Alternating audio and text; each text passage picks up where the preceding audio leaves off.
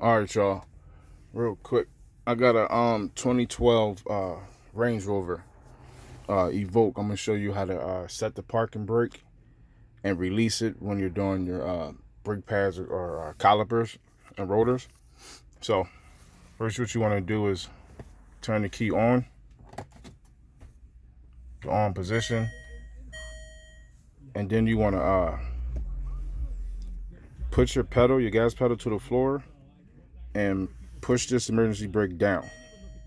And then we're going to turn the start stop button on and off while we're still holding those two things. So hold the gas pedal and the emergency brake down and turn the car off and back on, and then release it.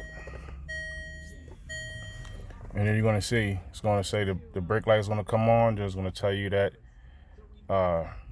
your emergency brake is in service mode, parking brake in maintenance mode. See? And then to release it, you hold the gas pedal down, hold the emergency brake pedal button up at the same time, and then you hit the button off and back on. Then release the gas pedal and the switch, and your brake light will go off, and then it will tell you it's out of service mode. Alright, so that's how you put your brakes into service mode on a Range Rover Evoque. Alright, y'all.